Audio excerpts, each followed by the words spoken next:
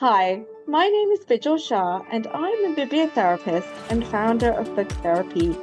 I'm also the author of Bibliotherapy, The Healing Power of Reading. I curate book prescriptions and provide online training in bibliotherapy. More details of this can be found on my website, www.booktherapy.io. Hello, my name is Freya Howard. I'm a play therapist. I'm also the founder of Play Refuge, a play therapy service, creator of children's books on play therapy, providing consultations and training. More details are available on my website at www.playrefuge.co.uk. Hope you enjoy the show, and if you'd like a bibliotherapist in your pocket, you might find my book, Bibliotherapy, The Healing Power of Reading, a helpful companion. It's available at any bookstore that you shop at. And don't forget to subscribe where you listen to your podcasts and get new episodes as they're released. Thank you for listening. It's so exciting to be here today and record this podcast with you, Freya, and tell the world about two therapeutic modalities very close to our hearts, bibliotherapy and play therapy. Freya, I can't wait to hear more insights from you on play therapy and your experience of using it with your clients and sharing the interaction between play therapy and bibliotherapy, as well as sharing more on bibliotherapy with the world and how play and books can be hugely beneficial to children who get access to both. So I think before we begin, it might be helpful to share a brief introduction to what these are and how they're used, as well as our own personal stories of how we fell into practicing these. So I often get asked what bibliotherapy is, and it is the intentional use of stories, books, and narrative to support emotional, psychological, and social development. And it works because children naturally identify with characters. They project their feelings into stories and explore difficult topics safely through fiction. I would say at its heart, bibliotherapy is the intentional use of literature for healing and personal growth. It rests on 4 pillars. So we have connection with the text or author, or relevant character, experiencing resonance, a sense of belonging, shared experience. Secondly, we have identification, which is seeing oneself mirrored in a story, character, or theme. Then we have catharsis, i.e., the text needs to be able to help the individual connect with their emotion, allowing them to release these, i.e., provide for a cathartic response. And then lastly, we have insight, self-awareness, or what I call integration reframing. So this is to provide insight into the individual's own situation based on the issues faced by the character or discussed in the text, and allow the individual to consolidate these in a therapeutic fashion, integrating those insights to understand one's life differently or make change possible. So essentially, there are 2 forms of bibliotherapy, 2 main forms.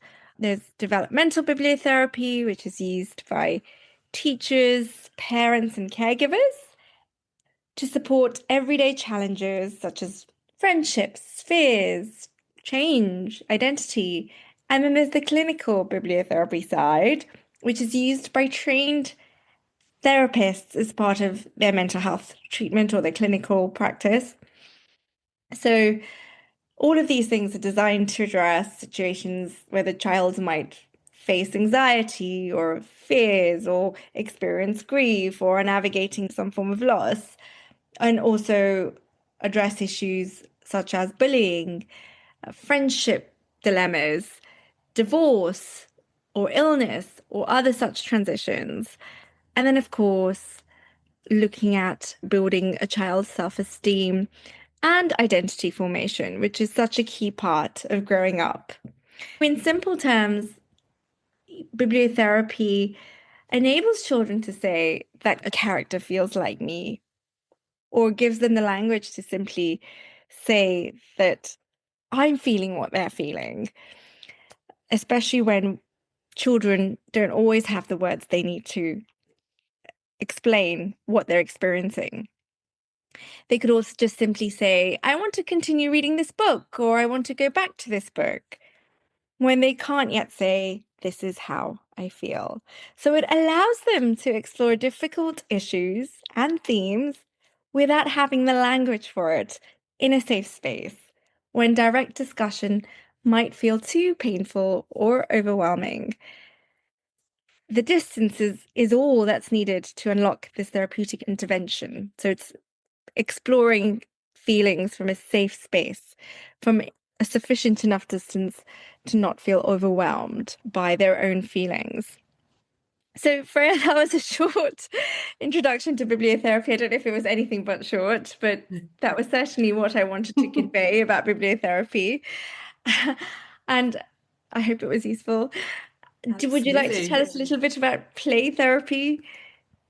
Absolutely. Thank you, Bijal. Just listening to you there, there's already so many numerous collections between bibliotherapy and play therapy, the kind of use of stories and narratives, allowing individuals to express themselves without possibly having the required language to be able to express their emotions and their feelings. Both books and play provide a safe environment for this process, and therefore I'd like to begin just to discuss the importance of play.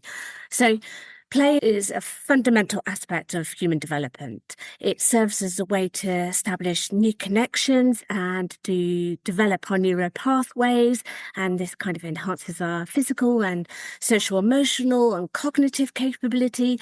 It is this sophisticated learning mechanism that shapes how children grow and think and understand their world and the world around them.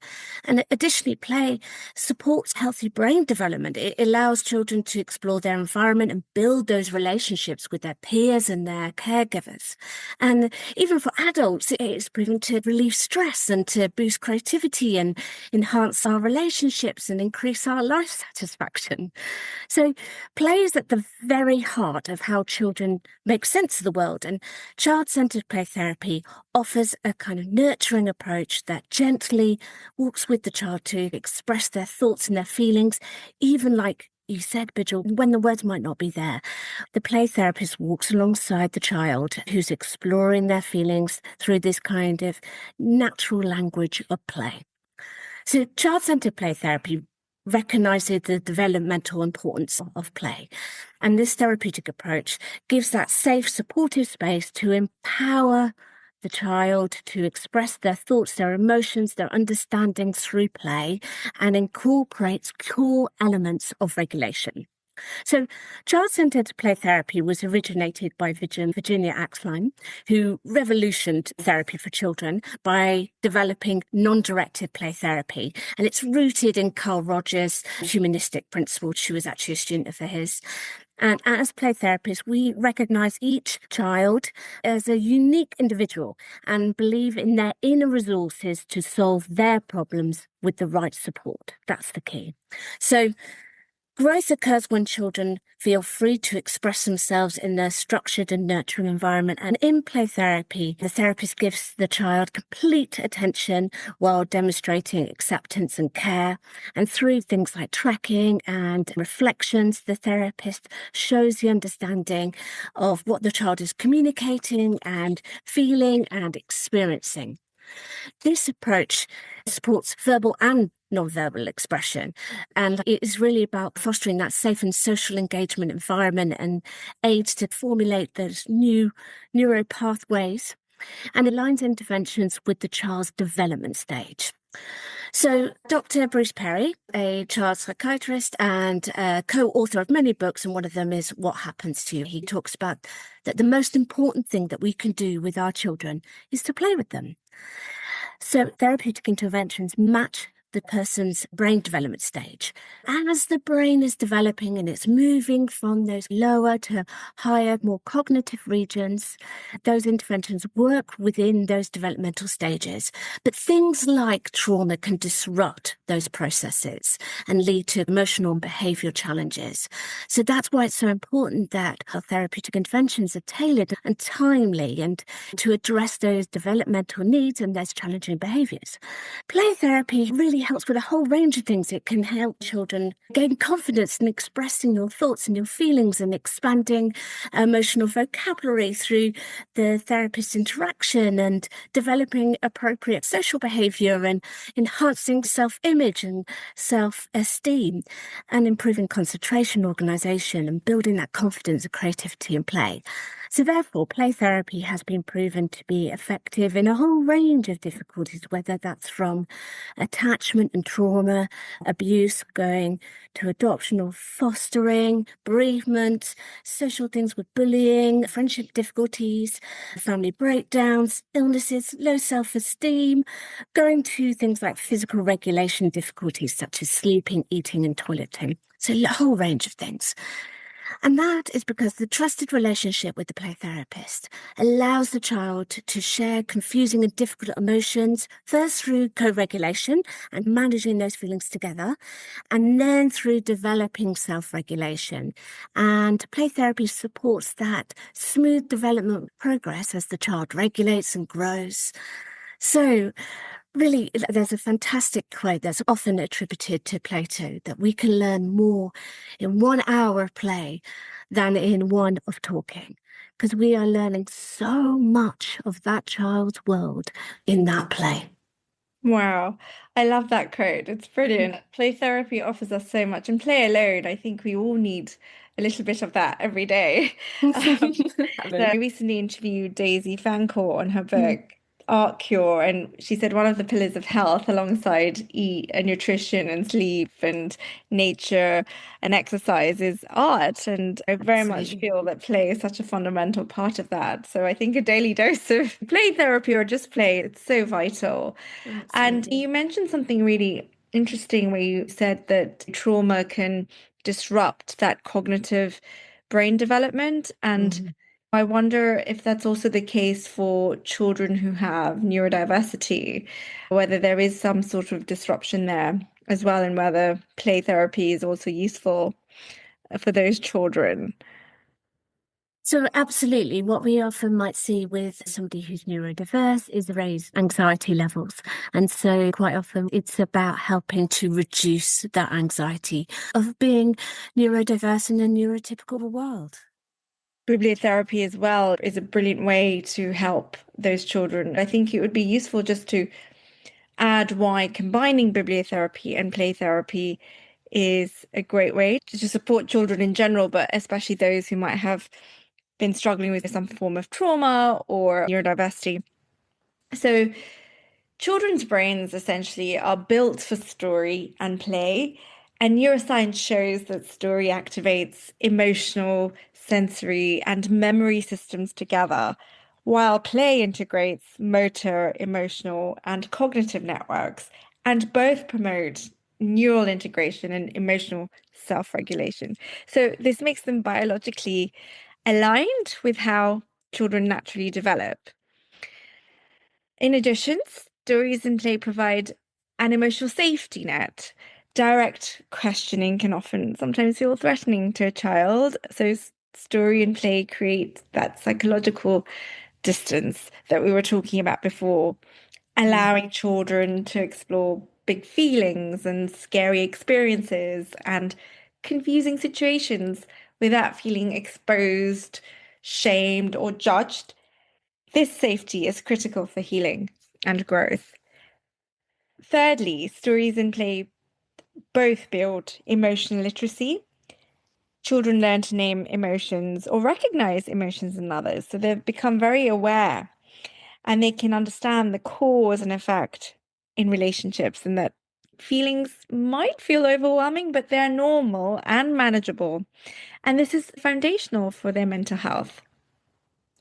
Lastly, stories and play also restore a sense of control, a sense of agency, often many children will feel powerless in situations naturally, like family breakdown, illness, trauma, school difficulties. However, in play and story, the child becomes the director, the hero, the problem solver, and this helps to rebuild that agency and confidence, bringing some of that power back and allowing them to feel like they are able to deal with some of these very difficult issues.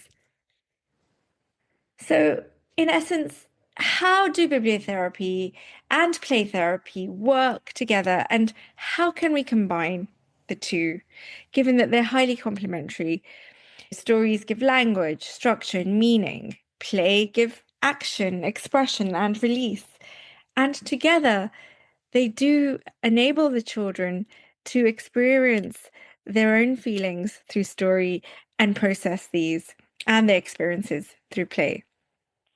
So this combination is actually very powerful for young children, especially children who, as we mentioned, are dealing with some form of trauma or struggling to verbalize emotions or navigating neurodiversity. So I don't know if I've covered it, Freya, but I'd love to Yeah, hear your thoughts. absolutely. Yeah. So, yeah, you may be asking why this matters to education and therapy and parenting. So, in a world where often children are pushed to perform early or verbalize quickly, bibliotherapy and play therapy protect the child's developmental needs, their emotional well-being, and the natural ways of learning and healing. They remind us that children are not mini adults. They are developing humans with their own language, play and stories. And Bijal, would you like to share a little behind the science of stories and play in child development? Yes, I absolutely would love to. I think that's a really good point. So, in terms of the science behind storytelling and play in development, this is very well established across neuroscience, psychology, and education. And we know that together these shape how children think, feel, and learn. So, to give you a really research-backed breakdown, let's think about the brain development and neural architecture of a child. So, when it comes to play, neuroscience shows that play activates multiple brain regions at once. This is the prefrontal cortex, the hippocampus, and the amygdala, strengthening neural connections. And rough and tumble play, pretend play, and problem solving play, these all stimulate executive functions such as planning, impulse control, working memory. So they really build on these executive functioning skills that children need as they develop.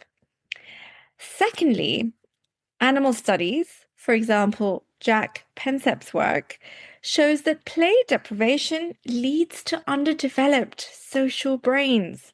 This is why play is so vital for children.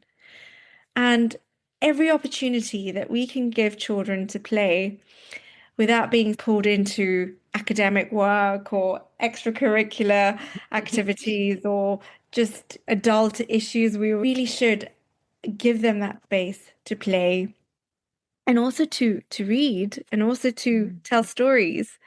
Just to follow up on that point, on that storytelling piece, let's look at the science behind the power of storytelling for children's development. Listening to and telling stories activates language, sensory, and emotional networks simultaneously. There have been loads of studies that show that narrative comprehension lights up the same areas as real life experiences. So, as though you're experiencing something in real life, it's the same parts of the brain that light up as though you are going through it yourself in real life, even if you're not, meaning that the brain simulates events and stories. This supports the exploration of feelings, the formation of memory, and also of abstract thinking. So I think it's safe to say that literally play and storytelling wire the brain in a way that's absolutely fundamental and crucial to a child's brain development. Absolutely. And to add to that, so both play and stories are crucial for a child's kind of cognitive brain development, how a child learns to think. According to Piaget, play is how children move through the developmental stages. So we have pretend play supporting symbolic thinking. For example, a block can become a car, and the foundations of reading and maths and science, while games with rules build logic and sequencing and cause and effect and reasoning, while stories lead to sequencing. So, for example, we've got a beginning, a middle, and an end. They teach us about causality and inference. So, this happens because. And predictions, so what might or will happen next. These are all core skills for reading comprehension and critical thinking. And Bijal, do you want to add anything around like language and development? Yes, absolutely. Thanks, Freya. That's a really good point. I just wanted to add that both play and storytelling introduce the child to new vocabulary and narrative skills such as retelling, summarizing, explaining. And again, this leads to faster development of language skills, of verbal expression. There's this research that highlights how conversational storytelling at home predicts later academic success. Labeled the 30 million word gap, it refers to a 1995 study by Hart and Risley that suggests that by age 4, children from professional families hear significantly more words, up to 30 million more, than children from low-income welfare families, highlighting disparities in early language exposure linked to socioeconomic status and potentially impacting later academic success. So, this was quite an influential study and it sparked a lot of debate, with other studies challenging its magnitude due to some of the limitations of the study. However, new research using different technology confirms that substantial language gaps really emphasize the importance of early, rich parent-child conversations for cognitive development. So that's parents telling their own children stories and narrative and reading them stories and talking to them. This really helps their emotional development and self-regulation. So in essence, play allows children to act out and explore their feelings, rehearse challenges, and learn to experience control and then execute control in an unpredictable world. Whilst bibliotherapy helps children connect with stories where they feel seen, where they can identify emotions, they can learn theory of mind, i.e., empathize with others, understand each other's perspectives, learn coping strategies that build resilience, and in essence, learn to self-regulate their own emotions without always needing an adult to help them do so. So, in summary, through social play, they learn to negotiate, cooperate, resolve conflict, and read social cues.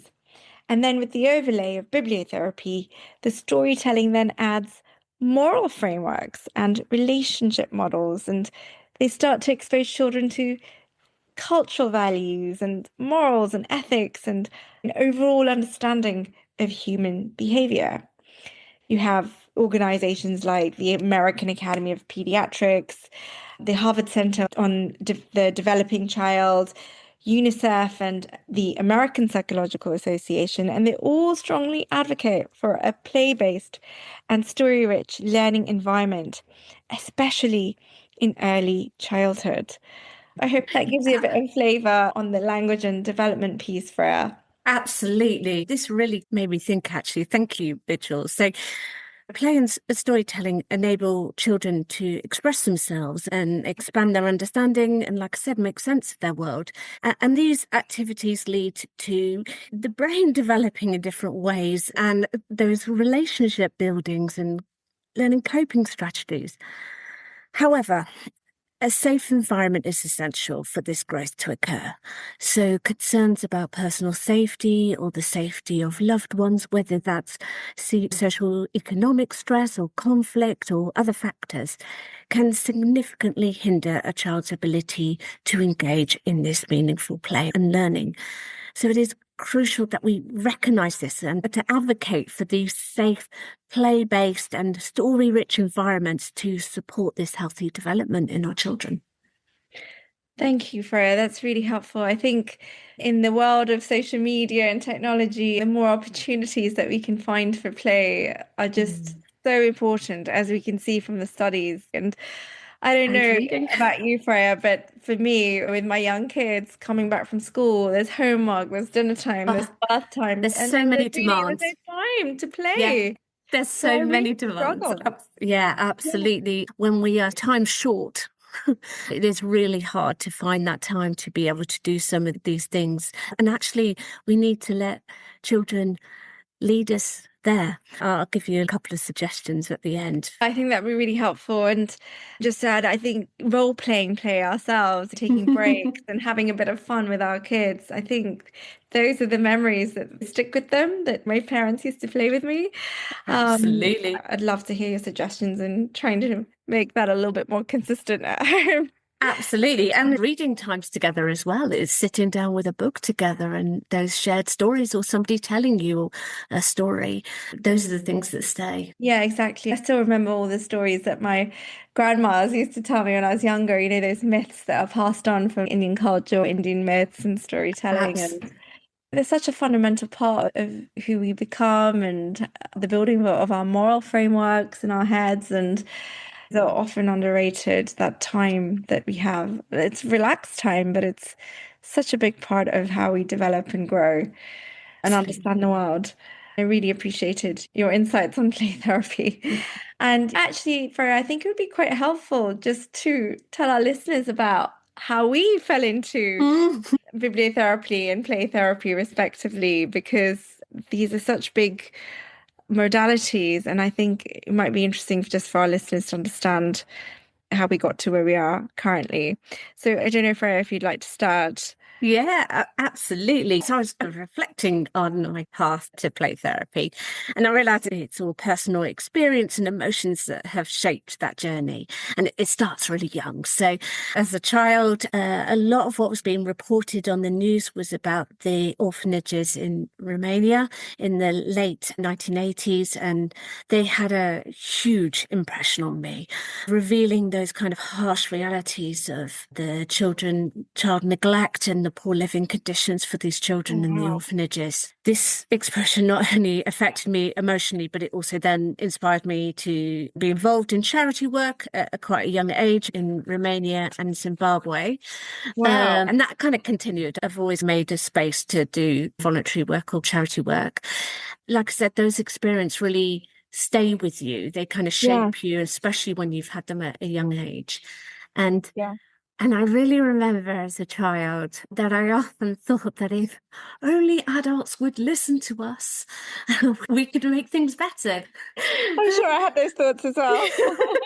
I think I might have started a couple of books actually on that line. If you just listen to me, I've got some great ideas about changing the world. Because the world seems so much more straightforward, Ben.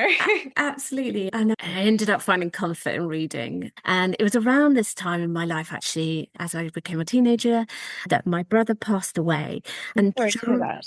thank you. And I think that those years marked by that intense grief, I found solace in immersing myself in fiction. Yes. And I was especially drawn into the world of the Japanese author Murakami and the kind of interactions he played with the unconscious and conscious realms in his works gave me a comforting escape and a deeper understanding of my own experiences. So they became not only the source of comfort, but they actually ignited my passion that led into my undergraduate and postgraduate studies in literature. And then during my time living abroad as an English teacher, I met my amazing husband, and together we became parents to our three fantastic children. We transitioned to parenthood. I gained a deeper understanding of the complex world involved in raising children. It's a Yeah, complex business. And yeah. the importance of play and stories came back. Parenting does that to you, kind It of does. it reminds you of your own memories playing and reading and growing Oh, up. absolutely. You're trying to think about your own childhood, and then you're Yeah. thinking what things are important, what things are you wanting to pass on, and what things do you not want to pass on. There's a lot going on there. Um, Yes. and I really remember observing my children at play and being able to clearly identify the developments of their unique narratives. At this point in my professional career, in my professional journey, it took a significant turn because I formed a working relationship with a teenager with refugee status. And it was through that work that showed me the power of play and healing. It was an amazing experience and a story I recount actually in a previously published article. And this experience greatly affected me and inspired me to pursue a career in play therapy and specifically dedicate to supporting children and young people with refugee status. And that motivated me to pursue another master's in psychology and then a third in play therapy. And then following my master's qualification, I became play therapist. And Amazing. and then I established my business, a Play Refuge, with the aim of providing specialist therapeutic support for those navigating the challenges of displacement and trauma. It's a fascinating journey and working with refugees and people struggling with displacement. That's truly inspirational. And what a feat to have done all those masters in psychology and then the play therapy qualification. And I love that you are now specializing in displacement and trauma and to have seen the fruits of your labor with that initial refugee experience and seeing the power of play firsthand. That just goes to show what we can do with play. And I wish we could bring it to more and more children around the world, especially those, who Absolutely, are yeah. in war-torn regions of the world and really having to deal with these very difficult circumstances. Thank you for sharing. Thank you for letting me share. How about you, Bijal? I would love to hear about your journey to bibliotherapy. I think my journey into bibliotherapy was a little bit different. I came to it later in my career. It began after I completed a diploma in psychodynamic counseling, during which I also had to be in therapy myself. But actually, my first career was in investment banking, which I pursued after I'd completed a Bachelor of Science in Mathematics at the University of Warwick. And then I had a 13-year career in finance. And it was only during my own therapy sessions that I noticed a recurring pattern where whenever I explored a personal issue, I instinctively turned to books, as many of us do, to better understand the context. And my therapist would often recommend books and Greek myths and simple stories to illustrate key points. And it was during this diploma and being in therapy myself that I realized the power of literature and books. And I felt that there's something really powerful here that I need to bring to the world. And I wanted to really understand, is there such a modality which uses literature and books and stories? And I fell into a deep rabbit hole of researching a history of bibliotherapy in books. And there's actually a huge history, and I talk about this in my own book, Bibliotherapy, The Healing Power of Reading. But there was so much out there, and I felt like, how come the world doesn't know about this? And I really wanted to bring it to mainstream culture. And I started talking to other academics in the field who are looking at therapeutic reading. One was Dr. Perja Sivilato, a Finnish bibliotherapist at the University of Oulu, and Dr. Kelda Green at the University of Liverpool. And their work further cemented my belief in the transformative power of literature, as well as the historic pioneers that came before them. All of this led me to develop my own three-step methodology for curating reading lists and selecting books that are tailored to address a wide range of personal issues, building up from my own database of books that I've now been recording and using with my own clients and seeing the benefits of those. But also using Caroline Schroeder's work from the 1950s, and her dissertation is like really foundational for my own practice. And again, I share that in my book, but I wanted to bring all of this research and somehow translate it into practice and into my own bibliotherapy practice and start using it with clients in a therapeutic setting. So that kind of gave birth to my own bibliotherapy practice in London, and I left banking. But I see clients from all over the world now, and I've seen firsthand the effect that literature and words have to not only prompt us to dive into our own inner feelings, but also connect with the feelings of characters, to feel seen and represented and validated. And we can almost exercise some of these difficult emotions as we are reading. The stories of other people going through similar struggles allows us to suspend our own defenses and our own judgment and just go straight to the feeling and honor that feeling without any sort of judgment or defenses coming up to stop us from exploring those emotions, because it's safer to do it through the character or through another person's story, or through the narrative. So essentially, that's how it all came to be. And this is what I do now, and it's my bread and butter. And it's so inspiring to see other mental health professionals and social workers and other people that I train also take up this methodology and use it in their own work. So it's nice to be able to pioneer this space and bring it to people. And now I get to talk about it alongside play therapy and bring it to children. So it's a really exciting space. And that's essentially my story of how I fell into it. I loved your description of going down the rabbit hole and those moments where suddenly something ignites your interest and you think, there's a whole world out here and I want to be part of it. So that was just amazing to hear your journey there. And I just wanted to say thank you for sharing your method, for recommending books to support mental health and emotional growth. It's inspiring to see literature being used intentionally for self-discovery and healing, and stories can help us process those experiences and build resilience and coping strategies. So your work has had such a profound impact on those seeking to use literature for well-being and as a whole. I know we've discussed in these episodes, our aim is sharing tips on play and storytelling that can benefit you and your child. And so in this first episode, I just want to encourage you to observe and get involved in your child's play, whatever point they are in their development, whether they're in uterus, whether they're in adulthood, and consider all the forms play can take. So that might be playing peekaboo while you're walking along in the pram, or I know my eldest used to spend ages noticing the light flickering through trees as we would walk along, or my middle child really loved sorting the kitchen Tupperware, especially banging everything. So, Okay. My kids used to do that as well. And they're like very early childhood. Yeah. They're actually now doing drums at school. So I totally put it down to saucepans and fryers. Just evolved. Children playing school, like I said, after school, and pretend play. Yes. So important. Simulating their day, trying to work it out, what it means. My 7 and 9-year-old love it. They love pretend play. Absolutely. And they get to play with roles, and they get to play with what's it like to be the teacher, what's it like to be the child, what's it like to be a different one of their friends, and play out all these different things and make sense of it.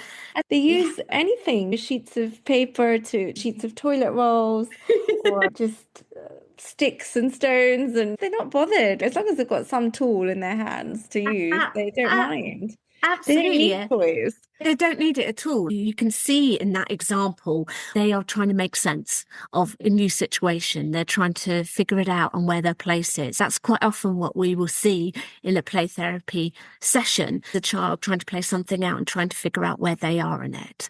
So that's a really good example of what we might see. There's things like singing along to music in the car. My youngest used to do that a lot. Yeah.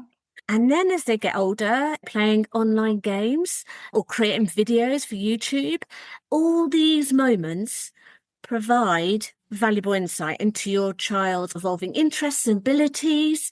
Playing games, whether it be computer-based games together or any of these things, don't be afraid to see if they'll invite you in the play. See whether you can be part of it. Just because your child is a teenager doesn't mean that you can't be alongside them for some of these activities. Or it doesn't have to be that they are toddlers and that's when you play with them. It can be all the way through. So that's going to be my one for today. Oh, that's really interesting to hear that it should be from all the way up to age 18, like to never stop playing. Even now as adults, enjoy playing card games with their Yeah. parents or like a game of Scrabble. It's just that relaxed time together and we are just being and not doing, which Yeah, is so vital, especially when we have very stressful lifestyle, as I know I can often have. I'll be working all sorts of hours and it's quite nice abs to take that time to just abs relax with the family.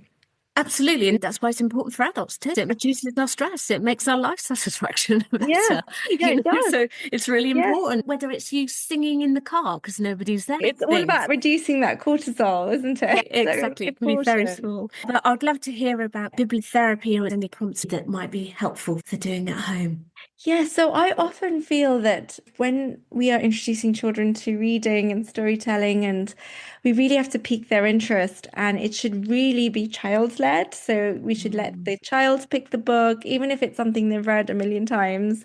They've still got something to learn from that book and process. So it really should be child-led. Let them read it, discuss it, bring their own questions, bring their own curiosity. Sometimes, if they're a young child, let them sit on your lap and read together because, again, it's building that connection, that intimacy, and just allowing them to be and let their imagination wander. You never know what might come up for them or what they're thinking.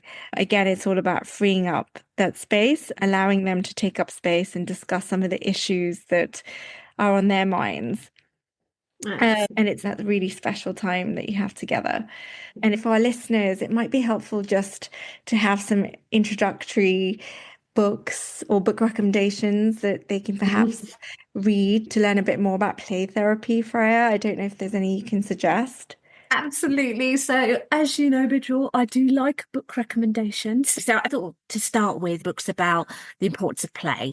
So, the first one is Margot Sutherland, which is What Every Parent Needs to Know: Love, Nurture, and Play with Your Child. And that includes so much. It explores the science behind parenting, discuss issues from breastfeeding to child development to emphasizing how love and play help our children to grow. I love Margot Sutherland's work. Oh, that's a great recommendation. It's She really is one of the key gurus in this oh, space, isn't she? that book is just such a special book, such a good one to start with. Yeah, and she's Absolutely, written a absolutely. few, hasn't she, I think so, in yeah. this space? Yes, within art therapy as well. Absolutely. I always go to that one. I just think it's fab. It covers so much. It's so comprehensive. Also, I think doing book recommendations for anything around children, you cannot forget Michael Rosen.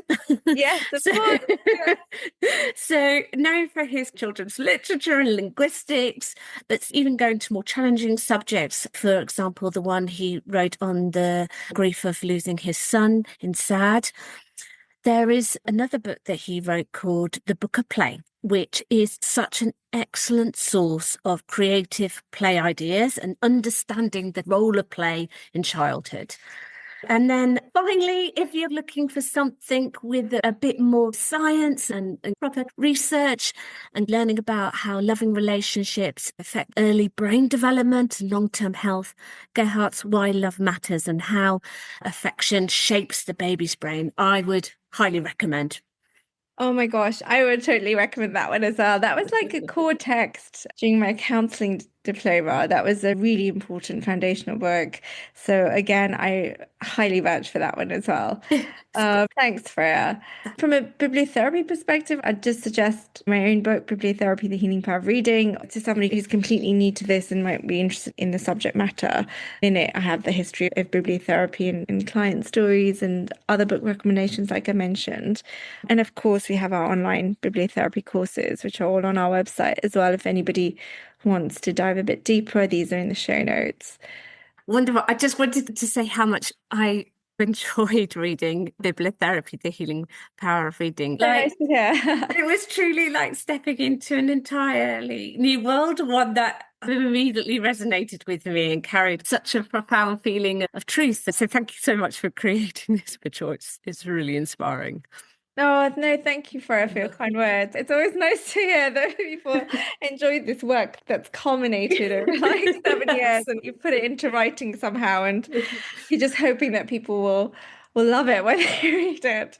So it's great to hear your thoughts and feedback. Bit of a different book in the sense that there's three very different sections. One's like the history of bibliotherapy, and then there's the client stories with guided bibliotherapy techniques at the end, because I wanted to make the book as practical as possible. And then there's the last section, which is probably my favorite, which is the literary curation section of how to curate your own reading list, which a lot of readers find the most fascinating for them. But it's always nice to see what's resonating with readers and what struck a chord with them. So I welcome all feedback. No, when you were talking earlier about when you first started to find out about bibliotherapy and you were going down that rabbit hole, and you get that feeling when you're reading your book, oh, wow, and it's always been here.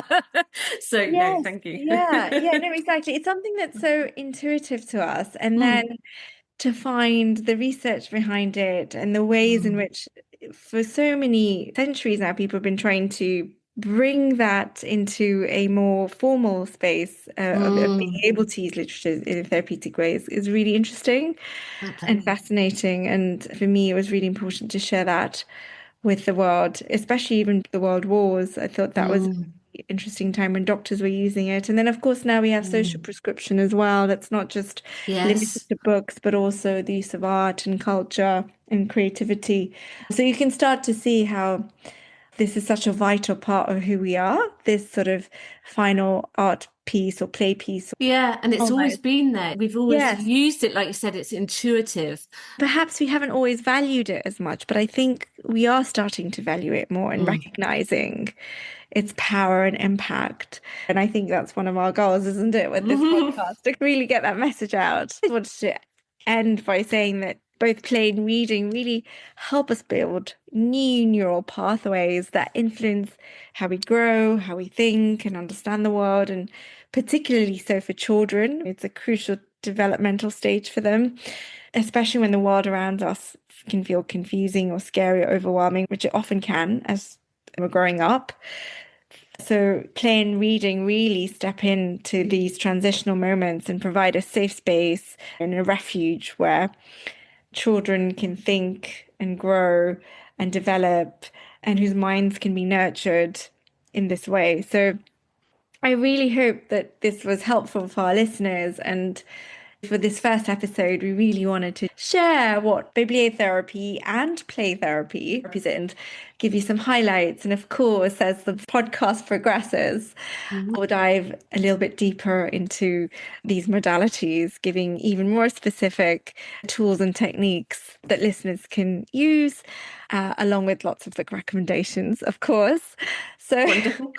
and we'll carry on talking about the benefits and research studies. So please tune in to next week's episode, which is on emotional literacy and how play and books can help develop that further in children. So thank you so much for taking the time to listen, and we always love hearing your thoughts. Until next time, stay well. Thank you for listening. I hope you enjoyed the show. And if you'd like to sign up to our online bibliotherapy courses or try a personalized book prescription or a bibliotherapy session, you can do so by following the links in the show notes. And as always, we love hearing from listeners. So if you want to get in touch, share any book recommendations or thoughts on bibliotherapy and play therapy, please do so at Bijal at bookstherapy.io and Freya at playrefuge.co.uk. Thank you so much for listening.